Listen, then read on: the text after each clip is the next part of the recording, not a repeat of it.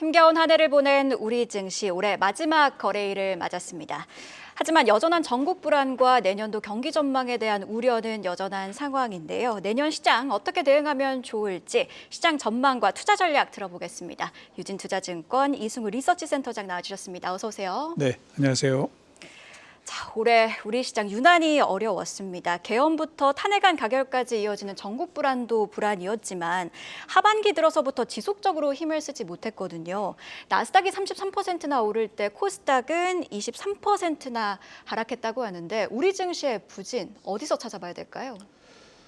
제일 중요한 거는 이제 외국인들의 입장에서 봤을 때 한국의 주요 산업의 그 잠재적인 경쟁력이 좀 약화되는 것 아니냐라는 우려가 컸던 것 같고요. 특히 거기에서 가장 큰 안 좋은 쪽에 역할을 한 거는 이제 삼성전자였다고 보고 있어요.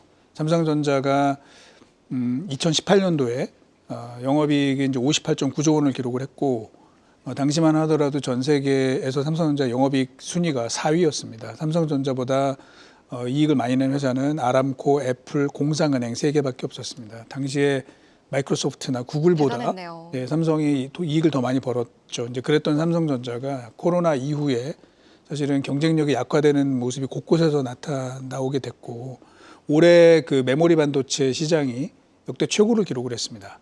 한 1,620억 달러 정도로 저희가 예상을 하고 있는데 그런데 삼성전자의 그 메모리에서 벌어들인 이익은 그에 훨씬 못 미치는 수준이었다는 것이죠. 그래서 한국의 대표 기업인 삼성전자의 경쟁력 약화가 결국에는 한국 이 시장에 대한 그 매력도 하락으로 나타난 것이 아닌가 그렇게 해석을 하고 있습니다. 네, 삼성전자 이야기를 좀 해주셨는데 지수 기준으로만 보면 코스피 지수가 지금 PBR 0.84배 수준, 역사적 저점 수준이라고 하는데 지금 환율이 워낙 급등한 상황이라 저가 매력을 따지기는 어렵다 이런 이야기들도 나오고 있습니다. 환율이 1,500원을 돌파할 것이다 이런 전망들도 속속 나오고 있는데 환율 전망 어떻게 보고 계신가요? 저희도 1,400원에서 1,500원 사이 정도에서 움직일 걸로 보고 있고요. 굳이 이제 저희가 분기별로 보자면은 1분기가 가장 좀 위험할 것 같습니다. 그러니까 트럼프 2기가 시작이 되면서 이제 불확실성들이 되게 많고 또 우리나라는 좀 전에 말씀 주셨지만 그 전국 불안이 계속 되고 있는 상황이기 때문에 1분기가 한국 이 경제 또 한국 이 전체적인 상황을 가장 좀 불안하게 볼 수 있는 부분이고 그 이후에 예를 들면 저희가 법적 절차대로 다음 프로세스가 이제 진행이 된다 그러면 그거보다는 조금씩 안정이 되지 않겠는가라고 보고 있습니다. 저희는 연말 정도가 되면 한 1,400원 정도 흐름이 될 것 같고요. 연평균으로 보면 약 1,440원 정도에서 이제 환율이 움직이지 않을까 전망을 하고 있습니다. 상고 하저를 지금 예상하고 계신 것 같은데 최근에는 국내 증권사 사이에서 1,500원 전망들도 나오고 있다고 말씀을 해주셨고 그렇다면 환율이 좀 안정되기 위해서는 어떤 조건들이 선행이 돼야 될까요? 앞서 언급을 해주신 정치적 불안이 먼저 선행이 돼야 될까요? 아니면 경기 전망이 좀 개선돼야 될까요? 둘 다죠. 둘 다고 특히 경기 전망이 바뀌는 거는 좀 오래 걸릴 테니까 지금 우리나라 최근에 어저께 이제 큰 참사도 있었고 하기 때문에 좀 대립적인 그런 정치 상황 조금 저희가 마무리를 하고 좀 정치 상황이 좀 안정이 되고 그 이후에 우리가 시스템에 의해서 움직이는 국가라는 것도 좀 증명이 되고 그러면 환율도 좀 안정이 될 것이고 그러면 이제 외국인들도 조금 그 이전에 비해서는 조금 긍정적인 면을 찾으려고 좀 노력을 하지 않을까 생각을 해봅니다. 네, 얼른 전국이 안정돼서 환율도 안정세를 찾길 바랍니다. 자, 올해 유난히 좀 부진을 했기 때문에 내년에는 좀 회복되기를 바라는 게 모든 투자자들의 한결같은 마음일 것 같습니다. 사실 골이 깊으면 산도 높다고 하는데 내년에는 좀 이런 격언대로 올라줬으면 좋겠습니다. 유진투자증권에서는 내년도 지수 어떻게 보고 계시나요? 올해가 지금 보면 2,387에서 2,896 였잖아요. 근데 올해 내년도에 저희가 그거보다 높게 보진 않고 있어요. 그래서 저점은 한 2,300 그리고 고점은 한 2,800 초반 정도로 보고 있습니다. 지금 저희가 볼 때는 그 현재 컨센서스 기준으로 올해 대비 내년도에 그 국내 코스피 기업들의 이익이 한 20% 이상 증가하는 걸로 나오고 있어요. 그 올해가 현재 예상 영업이익이 한 250조 원, 내년도가 300조 초반 정도로 현재 집계가 되고 있는데 글쎄요, 뭐 제가 볼 때는 조금 높지 않나 싶습니다. 그래서 최근에 기업들 그 이익 전망치들이 좀 하향 조정이 되고 있는데 내년도 상반기까지는 좀 그런 추세가 좀 더 이어질 것으로 보고 있고요. 그렇게 보면 사실은 과연 내년도에 이익이 더 증가할 것이냐 그거에 대해서도 지금은 20% 증가로 잡히고 있지만 이렇게 만만치 않은 상황이다. 그걸 감안했을 때 올해 지수 범위 대비해서 내년도에 크게 높게 보기는 좀 어렵지 않느냐라는 생각입니다. 그렇다면 기업 실적들이 좀 하향 조정이 된다면 지수 하단을 열어둬야 될까요? 지금이 이제 2,400 왔다 갔다 하고 있는 거니까 지금이 하단에 가까운 것이고요. 하단은 아까 말씀드린 것처럼 2,300 뭐 선일 것 같습니다. 그러면 그 밑으로는 좀 제한적이라고 봐야 되겠죠. 아까 말씀 주신 것처럼 PBR 0.8배는 좀 과도한 수준이라고 생각이 되니까 그거보다는 약간 업사이드가 지금은 더 있다고 보는 게 합리적이지 않을까 생각을 합니다. 그럼 내년도 분기별 흐름은 어떻게 전망하고 계신가요? 상저하고라고 보신지 아니면 상고하저라고 보시는지 궁금하네요. 네, 아무래도 이제 상반기가 불확실성이 더 크잖아요. 그래서 환율도 좀 부담이 좀 되고 있기 때문에 주식시장은 반대로 상저하고 이런 패턴이 나오지 않을까 기대를 해봅니다.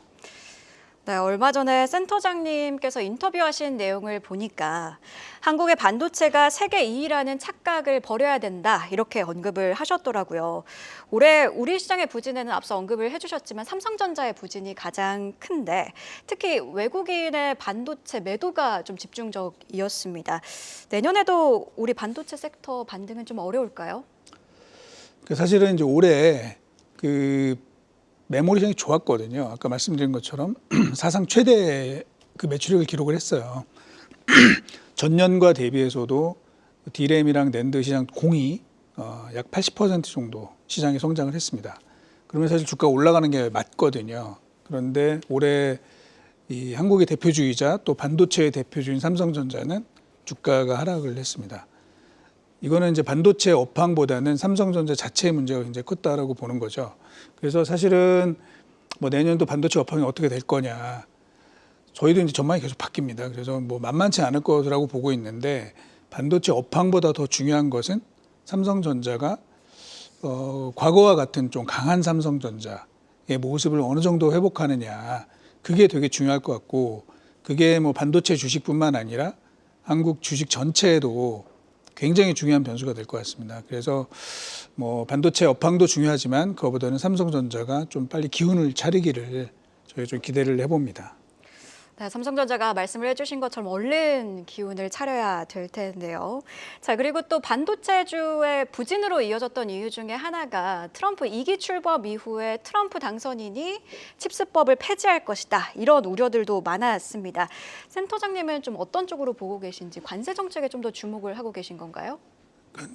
칩스법에 대한 이제 우려는 있었지만 사실은 이제 그건 좀 과도한 것 같고요. 실제로 그 전에는 뭐 보조금을 폐지할 수도 있다 그랬는데 다 받았거든요. 약간의 뭐 조정은 있었지만 그래서 뭐 칩스법은 그냥 유지가 될 것 같고요. 저희 판단으로는 약간의 조정이 있을지는 모르겠지만 근데 중요한 거는 이제 관세죠. 관세에 대해서 잘 모르겠어요. 사실 어느 정도 이 수준으로 과연 이제 적용이 될지. 최근에 이제 미국에서 그 나온 보고서를 하나 소개를 드리자면은 그 CES를 개최하는 CTA라는 이제 기관이 있는데 거기에서 그 트럼프가 이야기한 대로 정책에서 이야기한 대로 관세가 적용이 되면 어떤 일이 벌어질 것이냐. 예를 들면 노트북 가격은 미국 내에서 소비자 가격이 평균 45% 정도 올라갈 것이고. 많이 오르네요. 그렇죠. 예, 왜냐하면 중국에서 관세를 60%를 물기 때문에 굉장히 그 정도로 올라가게 될 것이고 그 정도로 가격이 올라가게 되면 미국 내 수요가 54% 감소한다라는 보고서가 나왔어요. 그러니까 이제 사실은 이 트럼프 얘기대로 관세가 정말 그렇게 적용이 되면 굉장히 안 좋은 거죠. 아주 굉장히 안 좋은 정도죠. 안 좋다는 정도가 아니라 뭐 IT 기업 전체가 크게 흔들릴 수밖에 없는 그런 상황입니다. 그래서 저희는 뭐 그대로 되진 않을 것이다. 이게 이제 협상용이라고 보고 있고 그 CTA의 보고서도 이게 그렇게 된다는 것이 아니라 정말 관세가 그대로 적용이 되면 큰일 나기 때문에 이렇게 하면 안 된다라는 그런 의미가 아닐까 생각이 됩니다. 그래서 지금 이제 관세가 실제로 어떻게 이 현업에서 이제 정리가 될지 그게 굉장히 중요한 변수가 될 것 같습니다. 네, 세부적으로 나올 관세 정책에 대한 디테일들을 좀 팔로우할 필요가 있어 보이네요. 자, 그리고 중국 반도체 추격 또한 만만치 않은 상황입니다. 최근 나온 뉴스를 보니까 창신 메모리에서 DDR5 양산에 성공했다. 이런 기사들도 나오고 있는데 삼성전자, SK하이닉스 대비 유난히 주가가 부진했어요. 이런 중국 레거시 반도체 성장도 부진의 이유로 봐야겠죠? 그렇습니다. 예, 특히 지금 반도체에서 이제 뚜렷하게 저희가 성장을 기대할 수 있는 분야는 AI 정도밖에 없거든요. 그렇기 때문에 메모리에서도 당연히 HBM이 굉장히 중요한 것이고, 뭐 다들 아시는 것처럼 삼성이 부진한 이유가 HBM에서 하이닉스 대비해서 좀 부진했던 것들이 이제 결과적으로 뭐 실적 그리고 주가에 굉장히 안 좋았던 영향을 줬습니다. 특히 이제 CXMT와 관련해 가지고는 여러 가지 말들이 많은데 사실 이 회사가 비상장 업체이기 때문에 정보가 사실은 정확한 정보들이 아니에요. 주로 현지 언론의 보도나 뭐 그런 코멘트들 저희가 이제 받아보는 정도에 불과한데, 근데 문제는 뭐냐면 이 회사에 관련된 이야기들이 나오면 주가에는 굉장히 안 좋은 영향을 준다는 것이죠. 그리고 이제 최근에 지금 말씀 주신 것처럼 실제 DDR5 뭐 제품을 양산을 한다고 하는데 뭐 조금 확인이 필요한 부분이 있을 것 같고, 근데 어쨌든 우리한테 굉장히 큰 부담이고요. 특히 중국에는 이 메모리 업체뿐만 아니라 아날로그 반도체 쪽도 굉장히 강세를 보이고 있고, 결과적으로 그런 요인들이 그 유럽의 반도체 업체들, 예를 들면 인피니온이나 뭐 관련된 업체들에 굉장히 안 좋은 영향을 주고 있거든요. 그래서 중국이 첨단 분야보다는 아무래도 그 좀 레가시와 관련된 분야에 경쟁력이 굉장히 높아지고 있다는 점들을 저희가 계속 주시해서 봐야 될 부분이라고 생각을 합니다.